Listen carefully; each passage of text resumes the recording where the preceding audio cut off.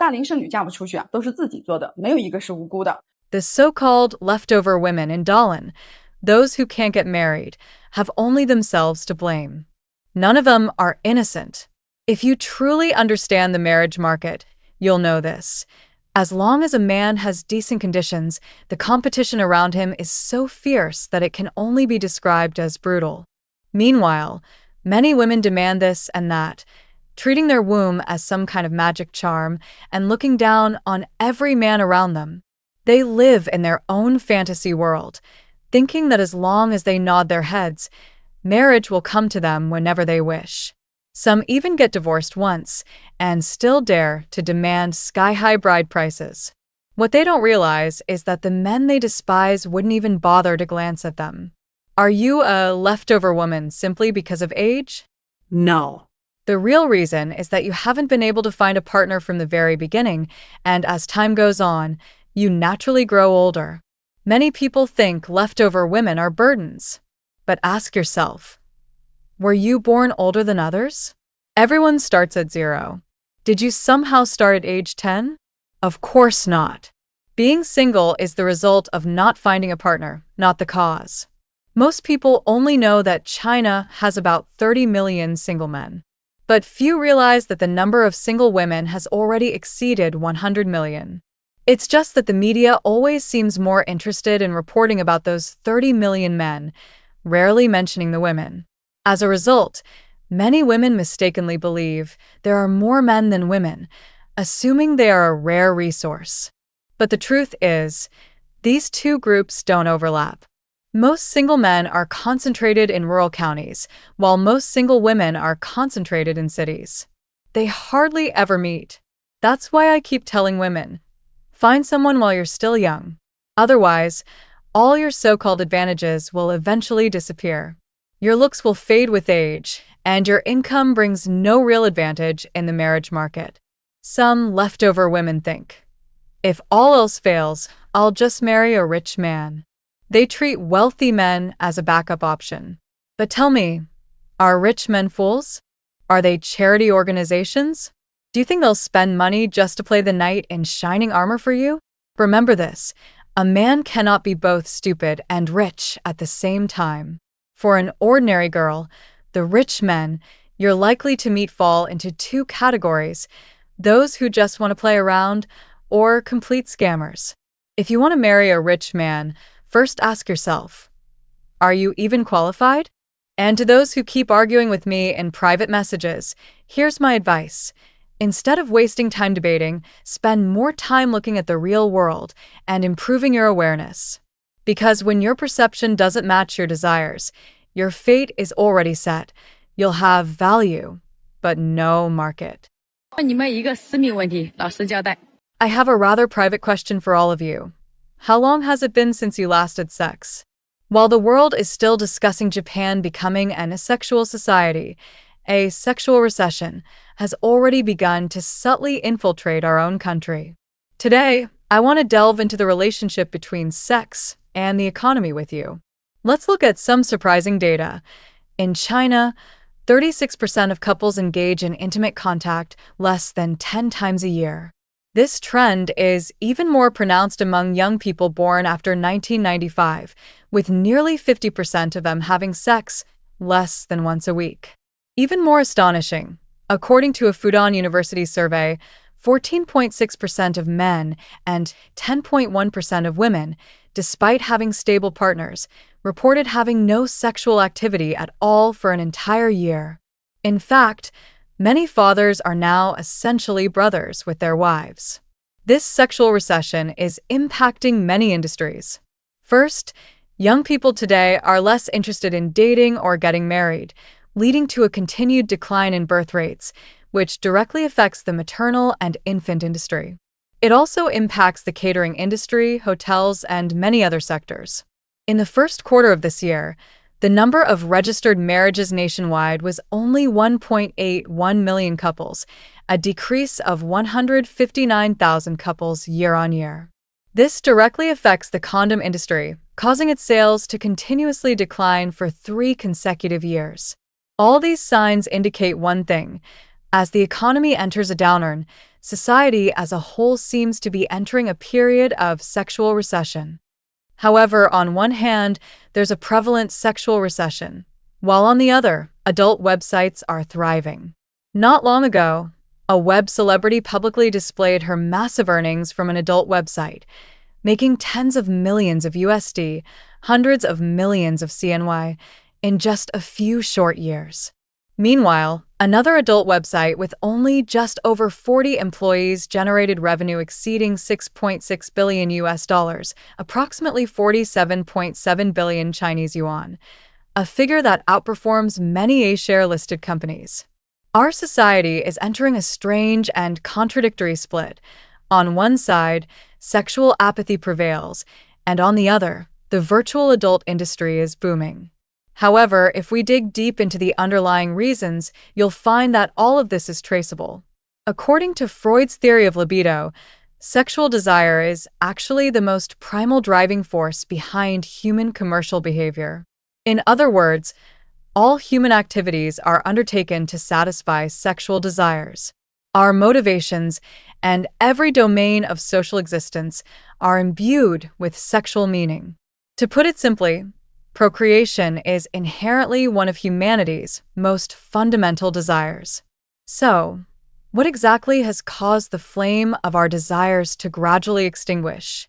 First and foremost is the lack of confidence brought about by what we call survival pressure. According to data, the average annual working hours for Chinese laborers are as high as 2,548 hours. What does this mean? Even without a single day off throughout the year, they still work 7 hours a day. Yet our labor sustenance rate is only 1.1%, meaning a person's income is barely enough to support themselves. The three colossal burdens of mortgage payments, car loans, and childcare costs have left countless young people with no energy or money to cultivate so-called intimate relationships.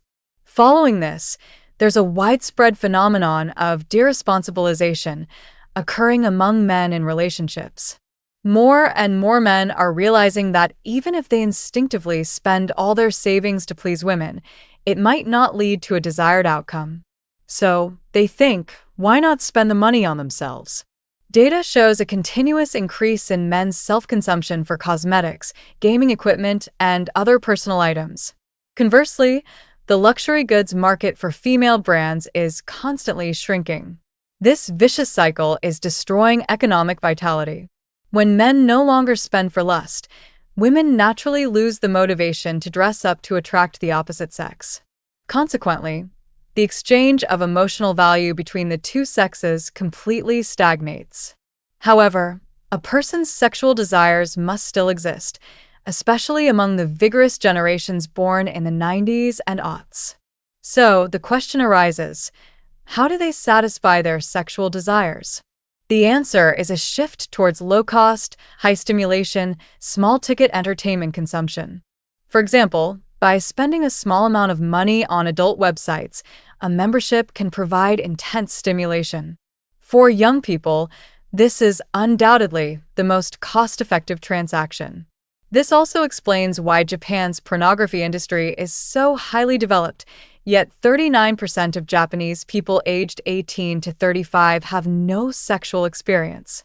On one side, a thriving adult industry. On the other, a high rate of sexual inexperience.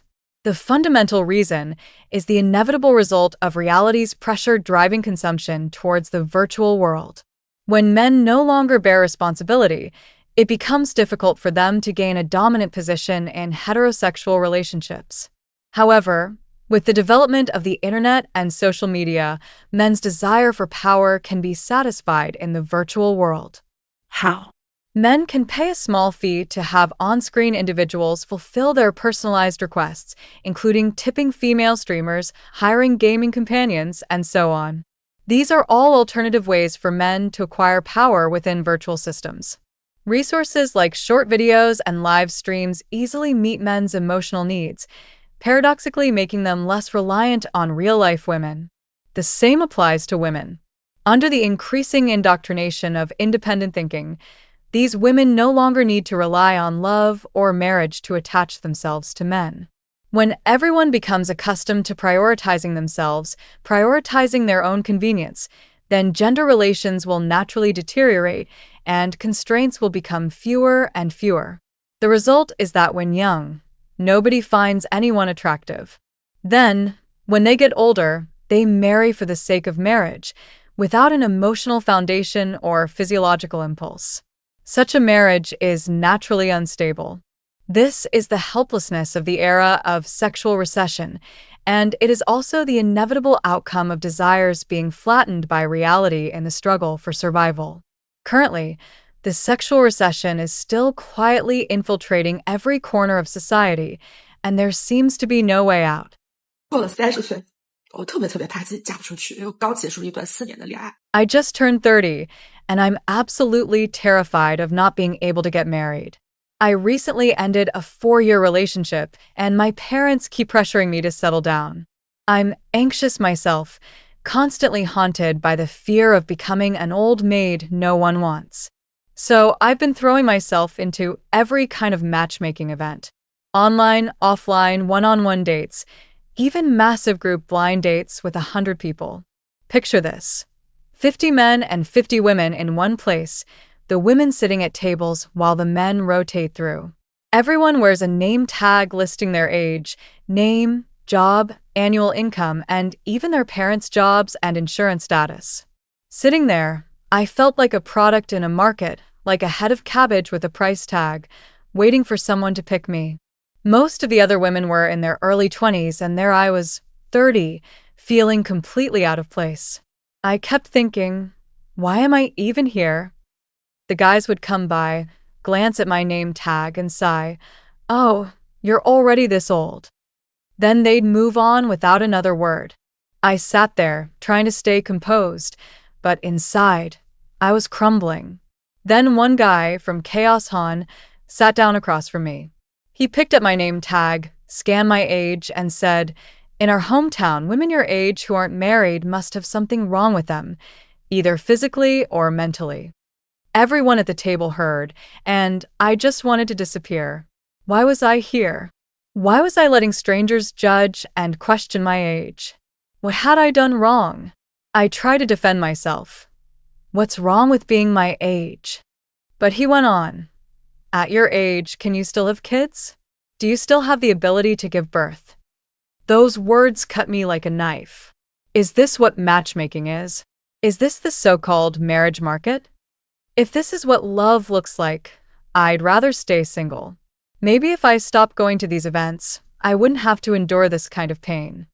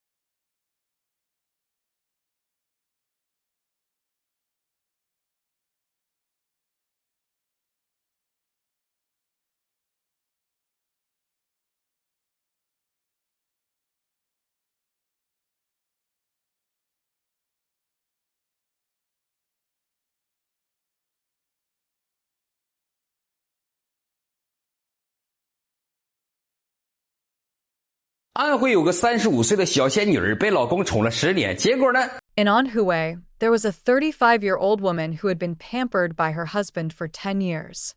Yet, she grew tired of him. A man earning just over 10,000 renminbi per month, about 1,400 US dollars, with a stable job but no bright future and lacking romance. She found their life dull and decided to divorce him. But after the divorce, reality hit her hard. She couldn't even afford the 1,500 renminbi rent, around 210 US dollars. Sitting in a rented room, she opened her empty wallet while her phone screen flashed with dozens of missed calls. Her ex-husband's name appeared several times, and eventually, she pressed the call button. That night, she dragged her suitcase, standing alone in the cold wind on the street, imagining herself as a movie heroine finally escaping the prison of marriage. But life isn't a movie. When the landlord knocked on the door demanding rent, she realized she didn't even have enough for instant noodles next month. During her 10 years of marriage, she had never cooked a meal or worried about utilities. Her husband's monthly salary, just over 10,000 renminbi, 1,400 US dollars, wasn't wealth, but it was enough for her to live like a princess without a care. He did all the chores, served every meal, and even delivered bubble tea to her within half an hour whenever she mentioned it. Many women would envy such a life, but she found it boring. She despised her husband for only working, never whispering sweet words. Life felt bland, like plain water, with no waves. To her, he was like an old ox plowing in the field, hard-working, but never lifting his head to enjoy the scenery. What she longed for was the heartbeat-racing romance of TV dramas, flowers, candlelit dinners. So she slammed the table, demanded a divorce, and believed she deserved better. On the night of the divorce, she went to a hot pot restaurant, ordered the spiciest broth, sweating profusely while telling herself, "This is the taste of freedom." The waiter glanced at her talking and smiling to herself, his eyes full of curiosity, but she ignored it. As she scrolled through short videos, she fantasized about meeting her romantic prince the next day. But reality was harsh. Just 1 week after moving out, she was shocked. Renting an apartment required a hefty deposit, 6 months up front, amounting to tens of thousands of RMB, over 1,400 US dollars. Her pocket didn't even hold the change. The landlord, a woman in her 50s, said flatly, "If you can't afford it, don't force it. Find somewhere else to stay." Her cheeks burned with shame. Looking through her phone, she realized she had nothing left, just a few selfies and chat logs with her friends. She hadn't worked in 10 years, had no savings, and didn't even know how to write a resume. She tried applying for part-time jobs, cashier, supermarket clerk. But one glance at her soft hands and clumsy demeanor, employers shook their heads. You can't handle it. Even eating became a problem. Her husband used to cook all kinds of dishes, steamed fish, braised pork, even cakes he learned online. Now, even the cheapest box meal cost over 10 renminbi, $1.40, and it still left her stomach growling. At night, lying on a hard bed in her rental room, listening to neighbors fighting, she suddenly missed the messy double bed at home and the warm cup of water her husband always left by the bedside. The little things she once despised now pierced her heart like needles. She began messaging her ex-husband. At first, cautiously, "How are you these days?" When he didn't reply, she called, her voice trembling. "I was wrong. Can you give me another chance?" On the other end, silence lasted a long time before his cold words came through. "Stop bothering me. If you keep this up, I'll block you." When the call ended, she froze, almost dropping her phone. The man she once looked down upon actually had his own boundaries. 10 years of endurance brought not gratitude, but indifference. Anyone's heart would grow cold. Soon, everyone around knew the story. Some mocked her. She asked for it. Others sighed. She didn't know how to cherish what she had. She lowered her head, unable to argue. In the past, at gatherings, she would boast about her obedient, hard-working husband. Now, she had become a topic of gossip. On the streets, the looks from neighbors carried unspoken judgment, making her wish she could vanish. At last, she understood. The romantic plots and dramas were fiction. Real life was bills, utilities, and 3 meals a day. Now, all she wants to ask is, how can she win back her ex-husband's heart? 中国男人呐，正在集体戒掉舔狗这个毒。 Chinese men are collectively quitting the toxic habit of being simp dogs. Now, if a guy adds a girl on WeChat and sends a few messages but gets no reply, he simply blocks her. The girl, confused, might even call the matchmaker. But the man's response is calm and firm. I'm not here to grovel. This is just a chance to get to know each other. If it works, fine. If not, forget it.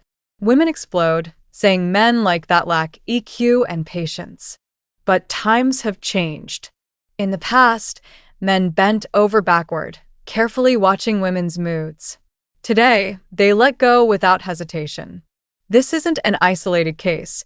It's a shift of the entire era. After a decade of being subtly PUA'd, men have finally awakened. They grew up admiring mothers who seemed like deities. 30 years ago, women could hold up half the sky outside and manage the whole household inside. These mothers combined traditional virtues with modern independence. Men naturally believed future wives would be the same, and that giving their all would be worthwhile. But reality was different. Many women, raised on consumerism and skewed feminism, spent youth chasing pleasure, then sought a nice guy to take over when they aged. They demanded sky-high bride prices, wanted to remain pretty and carefree after marriage, expected money, emotional support, and unconditional tolerance, yet often withheld respect and loyalty. Worse still, society kept brainwashing men. From childhood, boys were told to yield to girls. Media insisted if you love her, spend money on her. If you ever resisted, you were branded a scumbag. That's advanced PUA, making men willingly wear chains, slave away, and even feel proud about it. Every strong man today carries scars, either a broken relationship or a marriage that drained him. When his sincerity was trampled on, when his efforts were taken for granted, he suffered. And then he woke up. He realized 3 jungle rules of relationships. 1. Overeagerness is a liability. The more you chase, the cheaper you become. Nothing easy is ever valued. 2. Whoever loses emotional control loses. Staying calm is the ultimate male attractiveness. Control yourself, and you control the relationship. 3. Value comes from scarcity, not blind giving. Endless devotion won't earn gratitude. It only breeds contempt. But when you show you're not easily available, curiosity and respect follow. Modern men are smarter now. They've shifted from chasing to attracting. A woman who truly likes you will walk toward you. She won't just stand there waiting for you to climb mountains for her. Touching gestures cannot buy love. They only earn you a nice guy card and heartbreak. The man with real charm isn't the one sending 99 unanswered texts. It's the one who turns away at the first sign of disrespect. Your time is precious, your energy limited, and your dignity priceless. Don't waste them on someone unworthy. Invest in yourself, in your career, in your pride. Remember, affection cannot create love. The aura of strength is worth more than 1,000 I love yous. 我和老公已经半年没有碰过对方了。 My husband and I haven't touched each other in 6 months. It's not because we've been fighting, nor has our affection faded. It's just that, inexplicably, we've lost that impulse. Some nights, I try to hug him. He just gently pushes me away and says, I'm tired. I need to sleep. I tell myself, well, maybe tomorrow. But tomorrow always comes with a new excuse, and the day after brings another. The cycle just continues. I started to wonder if it was just us. I discreetly asked a few of my close friends, and the answer stunned me. They were all in the same boat. Some were even in a worse situation than we were. One friend told me she and her husband had only been intimate twice in the past year, and only because they were trying to have a baby. I was shocked. Are these the same vigorous, full of life men I used to know? Curious, I looked up some statistics, and the numbers nearly scared me to death. A staggering 36% of Chinese couples have sex no more than 10 times a year. That's less than once a month. Even more terrifying, among the 80s and 90s generations, people who are supposed to be in their prime, an alarming percentage have sex fewer than 3 times. This essentially means that for every 10 people, 9 are living in a virtually sexless marriage. Why has it come to this? I believe there are 3 main reasons. First, sheer exhaustion. Modern life is draining us completely. We leave home at 7 a.m. and don't get back until 11 p.m. Weekends are for either working overtime or taking care of the kids. By the time we get home, our bodies and minds are so depleted that the only thing we want to do is lie down and scroll through our phones. Who has the energy for anything else? Second, a more frightening reason. Many marriages today are not built on love. People get married because they've reached the right age, because their conditions match, or because their families are a good fit. They come together like business partners, with a clear division of labor, each fulfilling their role perfectly. But there's no passion, no burning desire to possess one another. And finally, the most despairing reason, sexual resources are concentrated among a select few. The rich and attractive have endless options. For ordinary people like us, fulfilling a basic need requires an enormous cost. As a result, many have simply given up and chosen to be alone.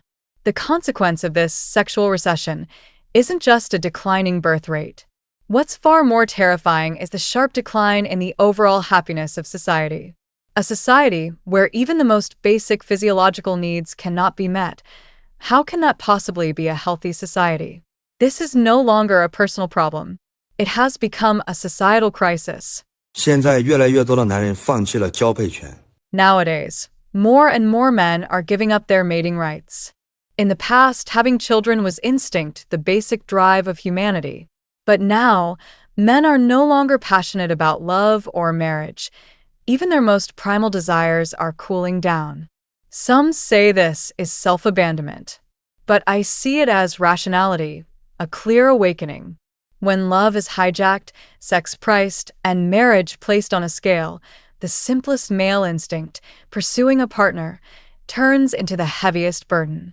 Once, a stable job was enough for a man to marry and start a family. Today, no house, no car, no love.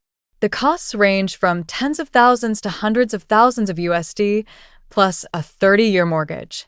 Love has been brutally reshaped into a financial game. Dating sites list the terms openly. Men must own a house, a car, and savings. Faced with this, many men realize they hold no bargaining chips. Instead of struggling, they choose to walk away. It's not laziness, it's calculated. Psychology calls this learned helplessness. When effort seems meaningless, people stop trying. Men do the same. If chasing only leaves them broken, they prefer a life without desire. Most believe men quit because of weak finances. But the deeper reason is mental exhaustion. Life today is harsh, fast-paced, crushing workloads, endless overtime, weekend side jobs just to survive. How much energy does a drained man have left for love? That's why after work, many just order takeout, play games, or scroll short videos. Because in that moment, they don't need to speak, explain, or fake a smile. The virtual world feels safer than real-life struggles. And this withdrawal is, in truth, a silent protest. Modern relationships are increasingly commercialized, plastered with labels on social media. Men are expected to pay money, provide resources, and emotional value. But ordinary men don't have endless things to give. They too long for respect and understanding. So many choose to step away. Not because they've lost all desire, but because they refuse to play a rigged game. Better to stay single than keep being drained by unfair rules. This silence is not failure, it's a choice. Some call it male decline. But from another angle, it's actually clarity. the clarity to see there's no winning within the current rules, and the courage to leave the table.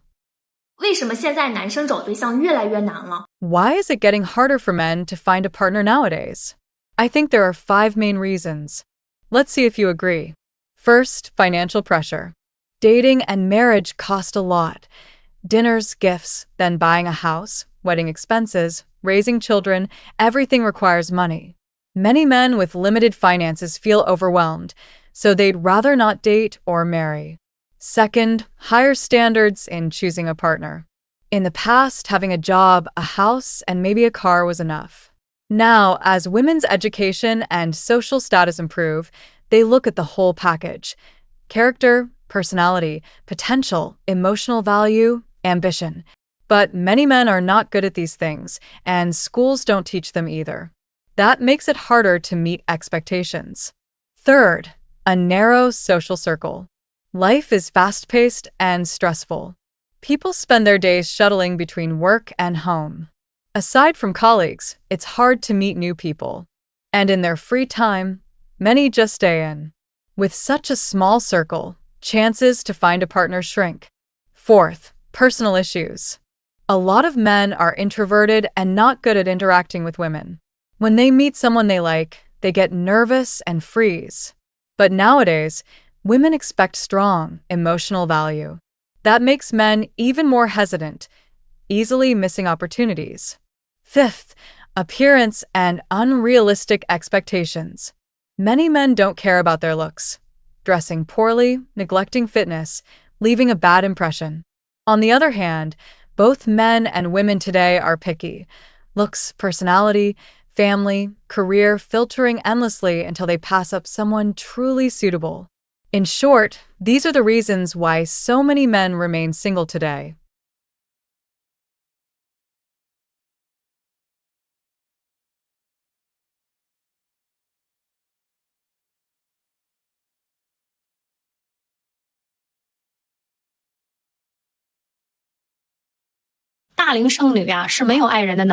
Older, single women, leftover women, are incapable of loving someone. I believe many men who have dated these women will share this sentiment. If you ask a young woman, "Do you believe in love?" most will say yes. But if you ask the same question to a woman over 30, I can tell you, the majority will say no. Why is that? It's because by the time a woman reaches her 30s, she has already spent her finite capacity for love on her exes. By the time she gets to you, there isn't much love or passion left to give. So how is she supposed to love you? Let me tell you, at this stage in their lives, many of these women are only looking to receive. What they need is your love. It's not about them giving their love to you. Don't get it twisted. That's not going to happen. This is why many men find this group of women to be quite selfish. They expect the man to be the one giving and providing in all aspects. Right from the start, they will make all sorts of demands for money and material things, using the excuse that they lack a sense of security. In reality, this is purely a financial issue. Anyone, man or woman, who is over 30 and doesn't have money, you can't expect them to share any love with you. They don't even feel secure themselves, so what do they have to give? This is precisely why, for many men looking for a serious partner to build a life with, age is such a critical factor. Unless a man is exceptionally well off financially himself, for an average guy who wants to settle down and have a stable family life, a woman's age is more important than love, finances, or her career. Thank you for joining Chinese Emotion on this journey through the complex and often contradictory emotional landscape of modern Chinese society. From the story of the divorced woman who realized the value of peace, to the humiliation of the woman labeled and priced at a matchmaking event, from the exhaustion of couples in a sexual recession, to the silent protest of men choosing to withdraw from the dating game. All of these stories, whether told from a male or female perspective, ultimately paint the same bigger picture: a generation on the verge of burnout. This is not a battle of the sexes, but a shared cry of individuals buckling under the weight of economic pressure, conflicting social expectations, and a profound sense of loneliness in a crowd. The invisible walls that separate us are not built from hatred, but from exhaustion and the fear of being hurt.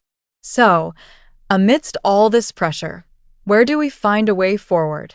Perhaps the greatest lesson these stories offer is not how to find the perfect partner, but rather how to rediscover our empathy. Before we rush to judge a leftover woman as arrogant or a silent man as a failure, let's try to hear the story behind the statistics on their info cards, behind their silence, and behind their seemingly unreasonable demands. Let's see the anxiety about the future, the fatigue after a long day's work, and the deep yearning for understanding hidden beneath a tough exterior. In an age where everything can be commodified, kindness and compassion have become priceless assets. They are our most powerful tools to break down the walls between us. Let's start by listening, by offering a little understanding without expecting anything in return, and by finding the courage to be kind even to those with whom we don't fully agree. Because in the end, in a society that is losing its connection, the only thing that can heal these wounds and warm these cooling hearts is each other.